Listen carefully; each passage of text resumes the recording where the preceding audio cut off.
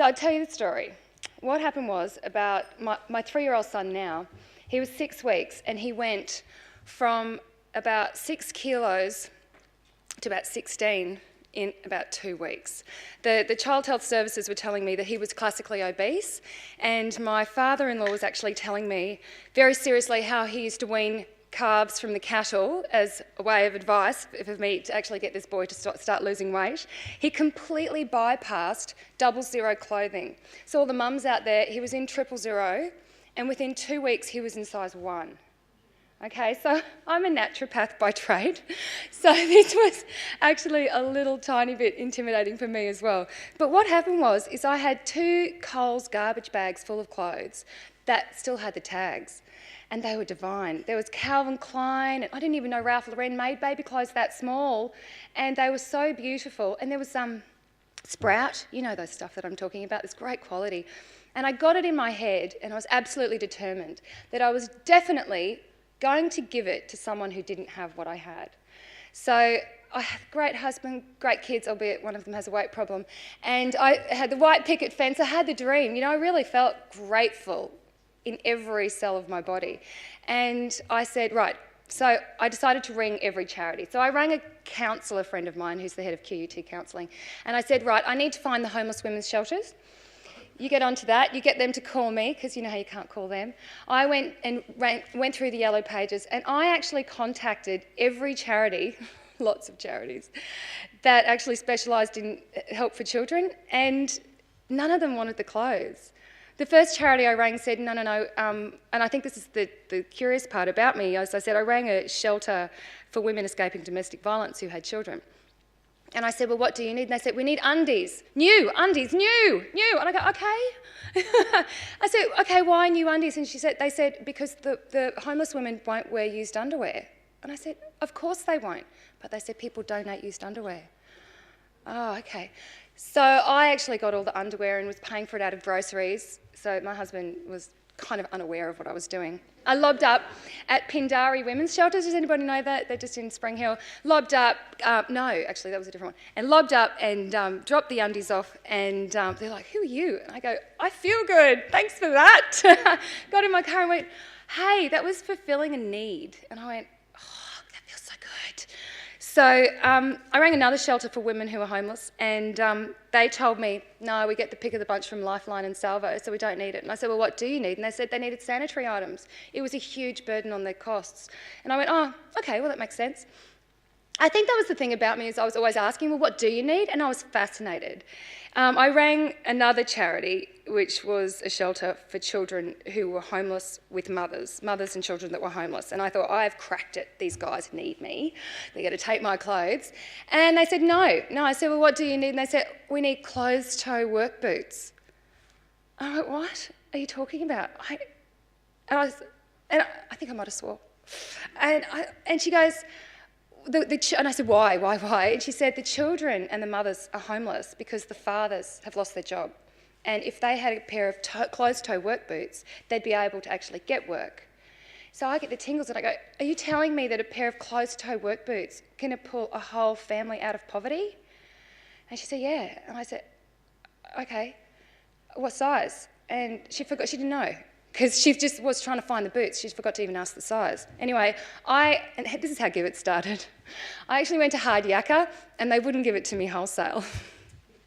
So they're coming out of groceries, so we do fine. My husband and I do fine. He sells sheds, so we're fine, but I was kind of doing this a bit covertly. Anyway, so I went to my friend who does brands, and he came up with this Givit logo, which I'll show you.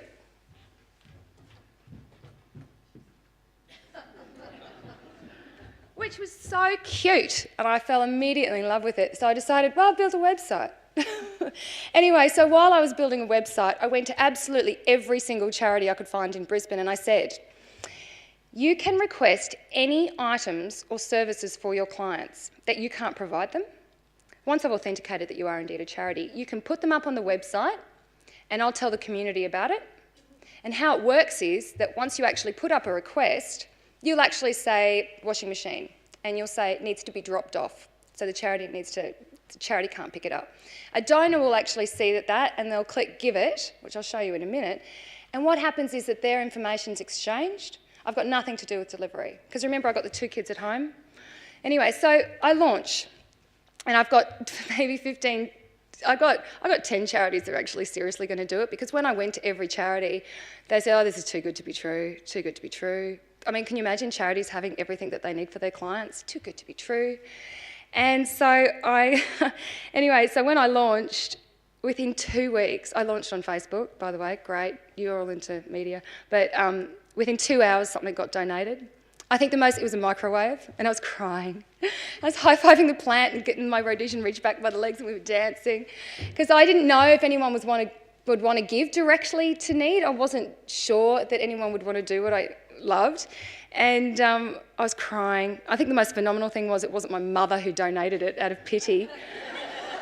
So I knew I was onto a good thing, because I was targeted and I felt so good. And I have to say, there's something when you actually fulfil a need that's required in the community, it's actually very addictive, very, very addictive. Anyway, so where am I up to? I'm getting excited. So I launched in February last year, and there was 10, as I said, and within 2 weeks I was working full-time, absolutely full-time. One of the major problems with working full-time is the fact is that the charities could request an item, it go on the Givit list. Donors who were interested in actually donating would receive a list, postcode, all about your postcode, how far you're willing to travel. They'd receive that list every Wednesday in their inbox. And so it was working really, really well, but there was donors out there that wanted to donate fridges and washing machines, and for some reason this week they weren't on the Givit list. So I was kind of getting all this inventory and putting it in email, putting it out to the charities, and the first in, best dress and matchmaking them, and it was so hard with the kids. It just got to the point where I actually had to put my daughter into kindy, and my husband said to me so very gently after the 2-week mark, I'd really like you to buy some underwear today. And I'm like, why? He says, well, I'm wearing my father's. And I went downstairs, and seriously, there's like all these undies downstairs. I was like, I'm not coping. Anyway, so the second thing that got donated on the list was when I went, I think I'm onto something here. Because I was doing something that I was passionate about, but then my strategic mind started to kick in. When a bike with a carriage for a baby was requested, and it was the second thing that got donated. And I got feedback from the charity about 2 weeks later that they had secured her accommodation. She had actually got the child into daycare, and she's actually got herself a part-time job, and she was raising money for a car. So I realised charities are doing a really phenomenal, and not-for-profits are doing a really phenomenal job, but they can't provide everything for everyone all the time. They can't provide a microwave to every old guy that needs one. They can't provide a bike and a carriage to every girl that needs one to get her kid into childcare. But that's where Givit can come in and get the community to actually donate that item, because we've got too much. I mean, honestly, underneath my stairs is completely empty, but that's because I do what I do. But I would bet everybody here has something that they're definitely not going to use again, but they just don't want to put it in the lifeline bin, because you just don't know what's going to happen to it when it's in the lifeline bin. And you don't know about it going directly to someone who needs it most. And a lot of people are feeling, as much as Lifeline and Salvation Army are the biggest users of Givit, we're big fans and we work really well together. But it's, I got no red tape. They're a bit, yeah, they love it.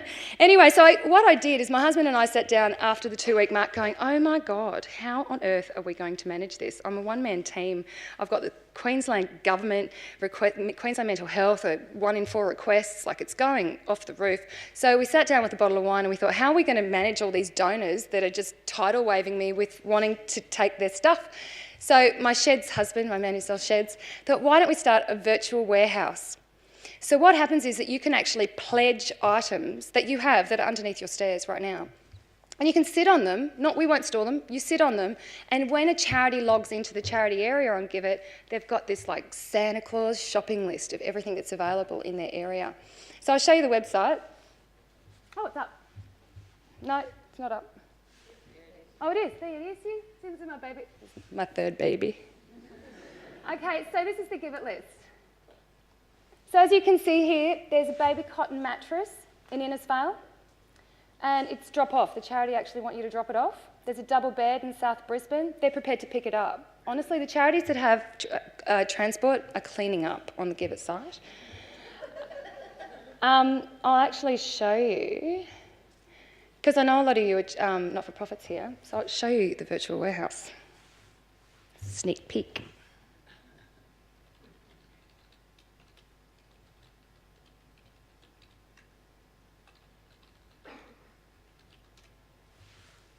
Oh, okay. So this new website, I've changed my terms and conditions, so I have to accept my own terms and conditions there. Okay, so this is my virtual warehouse. So there's a Christmas tree, but I'm going to put in my postcode. And there's still a Christmas tree. Okay, so there's child fund hats. Someone split up all their clothes into individual items, which is not necessarily smart. Okay, LG TV, large.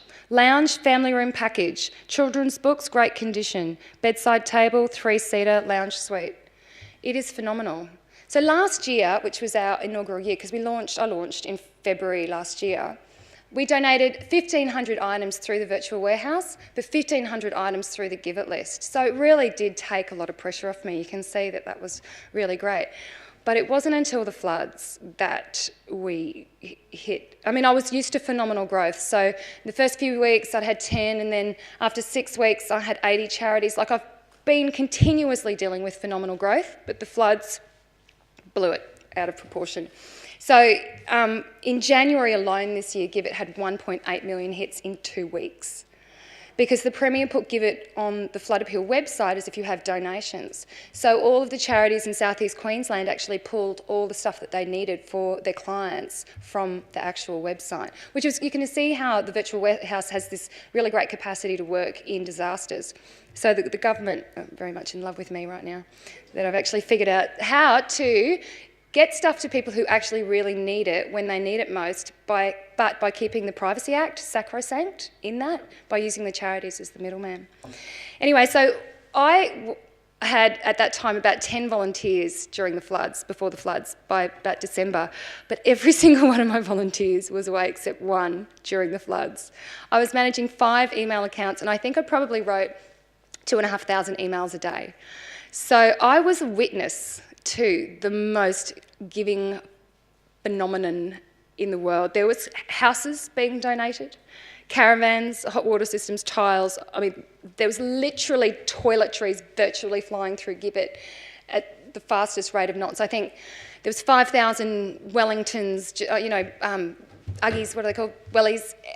They were just going every day. It was quite insane. We had boxes of Havana thongs. Someone donated a heap of perfume. I was like, okay, flatties want to smell good. Clothes. And that's the thing is about Givit. It's about targeted, making sure that people actually get what they need. But who's the charity that actually took all that perfume? I actually think I know who it is, but I should check it. But what was really great was I was actually in the middle of watching children request to know what other children needed. So the children wanted to donate to children. Refugees and asylum seekers contacted Givit to say, how can I help? And there is a community, there is a wonderful giving community that came, and I've never seen, I'm going to use the word village, but I've never seen streets help streets and villages help villages and towns help towns and states help states. It was the honour of my life to be witness to those donations flying. Mind you, it was chaos. And as you can imagine, there was a lot of people donating. Unfortunately, during the floods, we also got a lot of rubbish as well. I think a lot of people thought, well, they've got nothing, well, they'll take anything. And Givit was Quality Giving Network. The brand promise was Quality Giving Network last year, and I changed it to Direct, and I was thinking, I wish I hadn't done that before the floods. So there were some people donating caravans with snakes, and there were some people donating houses that were falling apart. So, you can take it and relocate it to Grantham, but it was so unfit. So anyway, now we have 580 charities. And I have 20 volunteers, and they're all molecular scientists. They're so highly qualified. You can actually run a really amazing dynamic team through volunteers alone. I've proven it. Acupuncturists, accountants, and all dynamic mothers, most of them mothers, working full-time or part-time, ensuring that people actually get what they need. All the volunteers are really dedicated to direct giving, making sure that people get what they need when they need it most. So we launched a new website yesterday, believe it or not. So this is our No Baby Go. And I want to show you where you can pledge your items. So, for example, if you're sitting at home and you go, I really want to get rid of that sofa. I'm sick of it. I'm actually a big advertising agency. If you are, ladies, if you are sick of your washing machine and you really want to let it go, can you let it go to Givit before it really kills you and irritates you to death? So I'm like on washing machine warpath at the moment. So you put in your name, and once you put in your name, you actually go down and submit, and then we're going to ask you for all the items that you can actually do. And what happens is that your item goes into the virtual warehouse and charities will see it, and click, your details are swapped. It's very, very, very easy. So, some people are very lucky to get a present from Givit today. I think all the presenters are actually getting little pigs. We're starting a new program called Givit Kids, because we want to actually start our children to start giving, but in a really safe way, but a targeted giving, so they're actually fulfilling need. We heard about a school in Brisbane that actually got all these presents for kids, and they put them in the Lifeline bin because they didn't have any place to put them. So there's none of that. So especially with so much need. Because you know that, finally, today, do you know this week is Poverty Week? And there are 1 billion people who are poor, and it's really easy to say that that doesn't affect us, but over 10% of people in Queensland are actually suffering with poverty. So it's over 10%. So it is actually an issue. And we all know, I don't know what I know you're probably talking about solutions. I saw the program, mental health and age and all that. So if you're a charity that actually works with anyone who's impoverished, marginalised or vulnerable, you can actually request through Givit. Because I am Givit, I actually make the rules. So I've got no government telling me what to do. So I actually had Alex, I had this guy from the Inala Gridiron football team of Inala say we'd like charity status on Givit. I was like, oh, delete. And then I rang him, his name was Alex, and I said, Alex, dodgy? No. And he said, our purpose is to make sure that these 5 guys who live underneath this bridge have clean undies and a backpack. And I went, accept. So if you actually work, if you are government funded, like the Queensland Mental Health, you can still apply to actually, so we just want to make sure that people have what they need when they need it most, no agenda at all. You know, we also say to people, if you actually completely rehouse someone using Givit Warehouse and Givit, and they have a mental episode and then they break down and they lose everything, we'll just do it again. Because there's heaps of stuff out there. There is so much. I mean, St Vinny's and Savos, they don't consider me a threat. We're all grateful that there's just so much. So thanks for having me here today. I'm really honoured. And I just did want to ask, did anybody have any questions? Because often people do. Are you in any other state? Yes, we just went national. So we are now officially national. So please tell all your partners and everyone that you are most welcome. Oh, no, cute. I don't know if that's part of the site, or did you do that? So, so we're national now. We've got, of the 580 charities, 50 are outside of Queensland. Yeah, so we're doing a lot of national campaigning now. We're using multimedia, Facebook and stuff to get the donors. Okay, well, thank you so much for having me today. I'm really grateful. Thank you.